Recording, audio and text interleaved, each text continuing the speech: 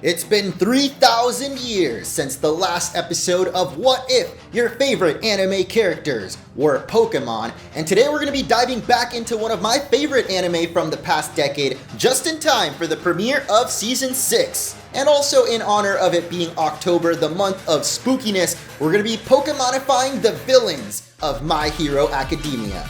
So if you guys are excited, make sure to smash that like button and let me know in the comments below which series I should Pokemonify next. And if we can hit 5,000 likes, I'll make a part 3 specifically for My Hero, tackling the pro heroes of the show like All Might, Endeavor, and many more. Also, I'm not going to take more than a year to come out with it, I promise. So without further ado, let's begin with the main antagonist of the show, Tenko Shimura, aka Shigaraki. Despite being first in this video, he might have been the hardest to come up with moves for because of his quirk Decay being so dang overpowered, as it allows the user to destroy anything or anyone they manage to touch with their hands. Power on that scale is pretty hard to represent in Pokemon, so I went with Guillotine, which is of course a one-hit KO move, at the cost of not having the best of accuracy, since in the beginning of the show at least, he had to have all 5 fingers on you to, well, kill you. Now, the last season of the show actually had an arc called My Villain Academia, which powered up a lot of the main villains as they overcame their individual traumas. And for Shigaraki specifically, that means his quirk Decay now works with just one finger and can even extend beyond just the thing he's touching, as we saw in his battle against Reed Destro, where he was able to disintegrate an entire city. I know technically Decay is not poison, but poison touch is pretty much as close as we're gonna get to representing Shigaraki's ability. And to represent his massive upgrade in power and scale, I've given him the hidden ability No Guard, which if you don't know in the Pokemon world, makes it so your moves never miss, making up for Guillotine's horrible accuracy. And I think the Dark type is pretty self-explanatory since it's known as the evil type in Japanese, and most villains in the show tend to be pretty evil, so you'll find that many of the other villains on this list are also going to be Dark type. And that includes Shigaraki's mild-mannered protector, Kurogiri, who we found out in Season 5 might actually be a Nomu created from the corpse of Aizawa's high school friend Oboro, though he doesn't seem to remember his past life. Kurogiri is going to be a ghost and dark type, since his name literally translates to black fog, with the only tangible part being protected by this metal neck brace. Because of this, I've decided to give him the ability Wonder Guard, which coupled with the dark and ghost type means his only weakness would be fairy type, which isn't necessarily indicative of what he'd be weak to in the show, more just represents the fact that no one's been able to really touch him. His quirk, Warp Gate, allows him to manipulate the dark fog that surrounds him and use it as a portal that transports the League of Villains in and out of their missions safely, which is why his main move is going to be Teleport. Though we've never seen Kurogiri himself attack anyone, I imagine that with his little portals he could just pop up a fist right behind the enemy and sneakily punch them in the head. So I decided to give him the move Shadow Sneak, just in case he's feeling a little frisky. And now the one I know a lot of you have been waiting for, Himiko Toga, aka her actual name. This is actually one of the only characters in the whole show that doesn't have a hero code name. But she is going to be a pure dark type because she is truly pure evil, known to basically butcher and dismember guys that she likes. Why I've given her the move Night Slash. But of course, later on in the show, it is revealed that her quirk, Transform, allows her to transform into the people whose blood she has drank. Pretty freaking sadistic if you ask me. I don't know why people are so into this character.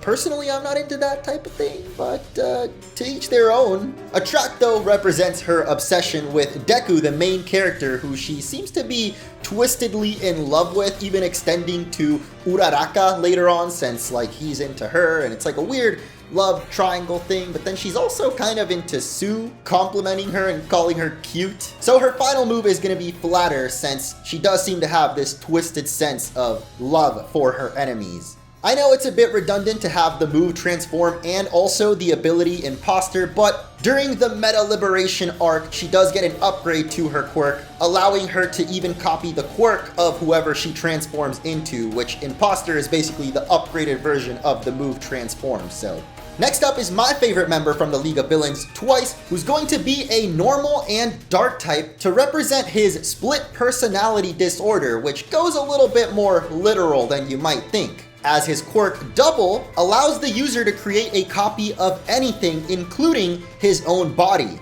More specifically, if Twice uses this quirk on himself, he can split way more than Twice, and when he broke through his split personality trauma, he was able to create an army of himself, which he coined as his ultimate move, Sad Man's Parade. Represented here by the move Beat Up, which in the Pokemon world does more damage based on how many allies you've still got alive in your party. In Twice's case, of course, his allies are himself, as he creates an army of clones to gang up and beat you down. These clones are able to act freely, but eventually dissipate into a mud-like substance if they are defeated, just like the substitute doll in Pokemon will disappear if it takes too much damage. And finally, we've got Cut, which represents Twice's handy-dandy measuring tape. But this specific measuring tape he uses is said to be very, very sharp and doubles as his main weapon, which he uses to cut enemies up. It was pretty hard coming up with an ability that fit Twice, so I ended up going with Trace. Since it copies Pokemon abilities, he can make copies of people. I feel it's close enough. I promise this next ability is way more fitting because we've got Mr. Compress, one of the lesser known members of the League of Villains. His quirk Compress allows Atsuhiro to shrink down anything inside a spherical area into a tiny marble without damaging whatever's inside. That is why his main move is going to be minimized, because that is literally what he does, but I've also given him the move Trick because you never really know what's going to come out of your marbles, and Mr. Compress is pretty tricky about what he gets down in there, hence why it's a stealth rock. Finally, we've got the ability Magician, and that is because before becoming a villain, Atsuhiro was actually a magician. I just now realized his quirk is basically a Pokeball. We're not going to spend too long on these next few characters because the show didn't really spend much time on them either. Starting with Magna, another member of the League of Villains whose quirk Magnetism allows her to magnetize people around, specifically making opposite genders attract to each other. Now, in the world of physics, electricity and magnetism are essentially two aspects of the same thing, so I've decided to make Magna a dark and electric type since a lot of people asked for more dual types in the previous video. Kinda worked out since one of the few magnet-related moves in Pokemon is actually an electric type move, Magnetic Flux, which along with the ability Magnet Pull represent her quirk as a whole. Now the other move, Magnet Bomb, is going to represent her ultimate move, Moonlight Flit Cannon. Not really sure how effective using one of your friends as a cannonball is, but Magna makes it work somehow, so props to her. And in competition for most useless villain of the show, we've got Spinner. I feel like I've made this character way more interesting than they actually are in the show by making them a dragon type, because their quirk Gecko basically gives them all of the abilities and appearance of a gecko. A lot of lizards in the Pokemon world end up being dragon type, plus it gives us the excuse to give him the move Dual Chop, since one of the only things he's really known for is a giant ass sword which he chops people with. Or tries, I don't think I ever saw him succeed. Spinner's only other move is going to be Scary Face, as a lot of people seem to be intimidated or scared by his appearance, even though he actually doesn't seem like such a bad guy. Mainly he's just known as the driver of the League of Villains, and there's really not anything related to driving in Pokemon, so that's basically it for Spinner. Back to someone with a little bit more flair to their character, we've got Dobby. Gee, there sure are a lot of characters in this show that use fire attacks. Thankfully, Dobby stands out by having blue fire, which is why his signature move is going to be Blue Flare. Most of his moves here are pretty self-explanatory, basically just different versions of fire that he summons from thin air to engulf and scorch his enemies to death. So of course, we're going to add the dark type on there. Fiery Wrath specifically has a deeper meaning because this character is seeking his wrath on a specific character that shall not be mentioned. Same goes for Burning Jealousy, as there's a specific person I think Dobby might be a little jealous of. And with the ability Flame Body taking a bit more of a literal meaning here, as a reference to his own body being severely burned when he was a child, and now makes it difficult for him to feel any pain, specifically from fire. I'm sure no one's gonna put Dobby spoilers in the comments, right? Now we've got one more unofficial member of the League of Villains, at least during the Forest training arc. Muscular joined up and had one of the most epic fights in the whole show against Deku. Goto is going to be a fighting and dark type, as his quirk Pump Up gives him the ability to amplify his muscles and gain more strength, speed, and durability. Besides from pummeling people to death, Goto is known to show off quite a bit, especially in his battle against Deku. I'm pretty sure he talks more than he actually uses his fist. So I've given him the move Taunt, which could also represent the catchphrase he loves to yell, "Show me your blood!"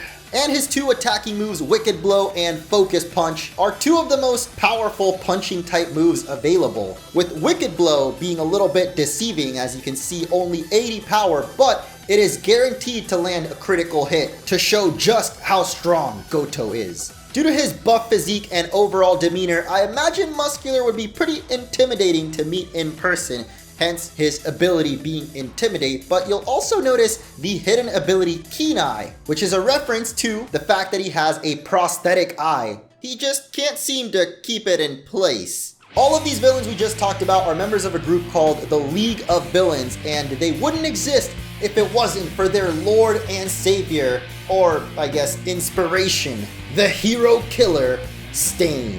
From the moment we see him, he's straight up murdering pro-heroes, and was the first villain that actually felt threatening, like there's a real danger out there in the world. And I tried to give him justice with this moveset here. Of course, he's gonna be a pure dark type, even though he likes using a lot of steel weapons like knives and swords and even pointy-tipped boots. But his quirk, Blood Curdle, is one of the most sickening I've ever seen, allowing the user to temporarily paralyze their opponent by ingesting some of their blood. Which is why his first move is going to be Lick, because not only does he have to lick your blood in order to ingest it, but the move Lick in Pokemon actually has a chance to paralyze, so it's pretty much the perfect fit for Stain. Besides for drinking blood, Stain is also known for his incredible speed, being able to even dodge Ingenium's attacks, who's literally known for being speedy. The move Ceaseless Edge might seem a little strange, or perhaps you've never even heard of it, because it is actually a new move in Pokemon Legends Arceus that is guaranteed to land critical hits, which Stain is easily able to do, especially after he's paralyzed you. And the reason why his final move is going to be Guillotine, once again a one-hit KO move, because if he manages to paralyze you, it's pretty much over, dude. Oh boy. Shit got serious for a little bit there. I'm sure this next villain is going to be even more devastating. Oh, it's Gentle Criminal. The main antagonist of the School Festival arc is one that a lot of people might not take too seriously, but one that I really enjoyed, probably because Gentle's basically a YouTuber and, well, his quirk Elasticity is one of the more creative ones in the show, allowing the user to bestow elastic properties to anything they touch, including the air itself, which is the main way that Gentle Criminal uses it. The moves Light Screen and Reflect represents this, as his quirk visually just looks like invisible walls in the air. And because they are actually elastic, Gentle often uses these invisible walls to bounce himself into the air, hence why his main move is going to be Bounce. Now, like his name implies, Gentle is not really the most murderous villain out there, which is why I've actually made him a normal type instead of dark, and also why his final move is going to be Hold Back, which is basically another version of the move False Swipe, always leaving the enemy Pokemon with 1 HP no matter how hard you hit it. Gentle also knows when he's outclassed, and so his ability is going to be Emergency Exit, allowing him to bounce on out of there if he feels like he can't win the fight. But of course, Gentle would be nothing without his beloved partner, La Brava. And when I say beloved, this is kind of a one-sided thing. I feel Gentle sees her more as an assistant than a lover, but La Brava is deeply in love with him, which is perfect because her quirk is literally called Love and allows the user to power up a target by confessing their feelings. If she really was a Pokemon, La Brava would essentially be useless in single battles, but in a double battle, whoever's paired up with her would become infinitely more powerful. Starting with Helping Hand, which boosts the power of an ally's move by 50%, and the ability Power Spot, which also powers up an ally's move by simply being next to them, which is exactly what La Brava does when she confesses her love for Gentle, allowing them to achieve their ultimate form, Lover Mode. I feel some people may have found this arc a bit silly, but I actually really loved learning about their backstories, and especially the ending with Gentle finally realizing how much La Brava really means to him. Now we finally get to my favorite villain in the whole show so far, the absolute monster known as Overhaul. Kai is the leader of a Yakuza organization known as the Shie Hasaikai, being appointed as such by the former boss due to his insanely overpowered quirk, which he named himself after. Overhaul allows the user to deconstruct and reconstruct matter with their bare hands, and this includes even a living person, which is why one of the villains from earlier didn't end up getting as much screen time as they probably hoped for. Just like with Shigaraki, it's kind of hard to come up with Pokemon moves that are this OP, so his first one is going to be Fissure, another one-hit KO move that I think visually fits more than something like Guillotine would for Overhaul specifically, because most of the time we see Overhaul use his ability, it's on the ground, creating fissures and spikes and walls, which is why his second move is going to be Stone Edge, since in Pokemon, visually looks very similar to Overhaul's ability. But anyone that's watched Overhaul actually fight would really describe it more like an explosion. So of course his final move is gonna be just that, even though in the Pokemon world the move Explosion actually ends up killing its own user, or I guess fainting. But technically Overhaul's ability doesn't affect him at all, like he can just instantly disintegrate with no harm caused to his own body. And it took me a while to really nail down what Kai's ability could be, but ultimately ended up with Power Construct, which is actually Zygarde's signature ability, which is of course a reference to Kai himself having different forms as he's able to fuse with the other members of Shie Hasaikai. Now that doesn't mean the rest of the villains in this video are any better. In fact, this next one might be one of the most disturbing of them all. Hood, otherwise known as the high-end Nomu. There's been a lot of Nomus in the show, but I think this is definitely the one that stuck in people's minds the most, as it was able to stand toe-to-toe with not one, but two of the top pro heroes, Endeavor and Hawks, in a glorious battle that ended with Endeavor almost dying. Like I mentioned, Nomus are outfitted with various quirks, and the first notable one of Hood here is going to be his jet-propulsing shoulder blades, which allowed it to fly through the air. Using these jet propulsors, it was also able to move extremely quickly, so I've also given it the move Extreme Speed. But I believe more than its power, this Nomu was most known for how resilient it was, absolutely refusing to die despite how many times Endeavor burned it to the ground. So of course, I've given it the move Recover alongside the ability Regenerator, since it was able to quickly regenerate parts of its body that got destroyed. And finally, you're probably wondering why the move Stockpile is there, but this is actually one of Hood's other quirks, which allowed it to carry other creatures inside of its own body. Not only that, but I believe I remember it being capable of speech, which is not typical of your average Nomu, and why this Nomu specifically got its own spot on the list.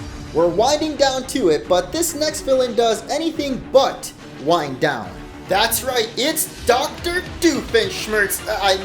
Redestro, whose Quirk Stress actually converts negative emotions like anger, frustration, and stress into raw power, manifesting as giant freaking fists and muscles. So of course he had to have the move Bulk Up, since that's the bulk of his ability.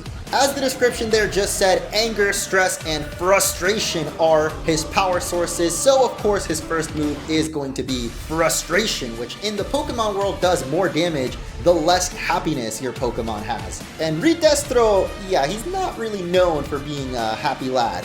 Alongside it, we've got Lash Out, which is a pretty natural reaction to being stressed and bottling up those negative emotions. Now, kind of like the younger Toguro brother from Yu Yu Hakusho, Ridestro's stress level is represented by a percentage, and at 100%, he can now even channel this stress into a dark energy and unleash a ball of stress. Kind of looks more like the Pokemon move Shadow Ball, but because he's a fighting type, I decided to go with the move Focus Blast, which is one of the highest power fighting type moves there is, and also a special attack. Finally, we've got the ability Anger Point, which when a Pokemon takes a critical hit, maxes out its attack stat in anger. That is pretty much exactly how Ridestro's ability works. If he gets triggered, this dude is gonna go Hulk mode.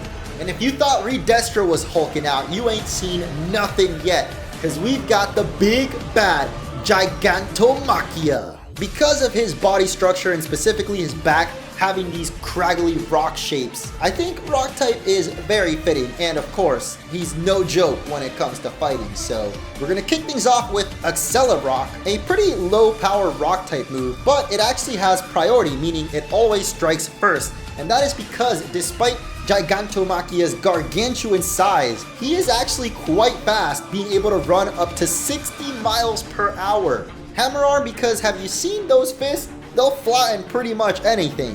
And speaking of flattening, his next move, Stomping Tantrum, is going to be a ground type move and will plow through anything and anyone with no regard, like they're little ants in his way. Also represented by his final move, Thrash, which makes the user rampage and attack for 2 to 3 turns, then becoming confused. I think his ability should be pretty clear here. Huge power, because this is possibly the strongest villain of them all in terms of physical prowess, but I've actually given him the hidden ability Stamina, and if you've seen Shigaraki's training arc, you know Giganto Machia is able to take hits pretty much forever, so I think this ability is pretty fitting. You know we can't end this video without talking about the most insanely OP character of them all. Emphasis on all. That's right, it's Tomura Shigaraki's mentor and All Might's nemesis, All For One. All For One's quirk allows him to steal other people's meta abilities and make them even stronger thanks to some amplification powers he stole in the past. Unfortunately, there aren't any Pokemon moves that literally steal the opponent's moves. There's only ones that copy or mimic in this case. But I felt that the move Snatch, at least in name, makes perfect sense because he quite literally snatches away your quirk. And there's no limit to this ability, so All For One has been stacking quirks for generations. Literally, this dude's like over 100 years old thanks to one of the quirks that he stole, allowing him to extend his lifespan. So he's been out here just collecting all these quirks like Pokemon. And during his climactic fight with All Might, which might be the best fight in the show so far, I mean, there's a lot of really good ones, but I think this is the one people remember the most. All For One was pulling quirks out of his ass. Like, you never know what to expect next, and so the final move I've chosen for him is Metronome. This ability to use any type of attack is further enhanced by the ability Protean, which might just be the strongest in the whole Pokemon universe, changing the Pokemon's type to the move that it's about to use. And for All For One, this means whatever attack he pulls out of his ass, he's also going to transform into that type and make the move even more powerful, which is actually one of his quirks. Like, he can literally enhance the quirks that he's stolen, making them more powerful. And that's what makes him the strongest villain in all of My Hero, the nemesis of All Might, the strongest hero, at least for now. I debated choosing some of these specific quirks that he showed off during this battle, but I didn't want to just pick and choose certain ones, so I hope that the ones I've chosen instead better represent the true terror of All For One. And if you disagree, then feel free to let me know in the comments below what moves you would have chosen for any of these villains, because that is going to do it for this video. Oh my goodness. That took me almost 2 hours to record. I'm not exactly sure how long the edited video will end up being, but if you guys enjoyed, United States of Smash that like button and stay tuned because I will be doing one more entry in this series covering the pro heroes, and I promise if we can reach that goal of 5,000 likes, it'll come out before this season is over, so like within the next few months. If you enjoyed this type of content, I've got a couple more covering other anime characters from various series, so make sure to check those out and subscribe if you haven't already for more Pokemon content. And I'll catch you in the next video.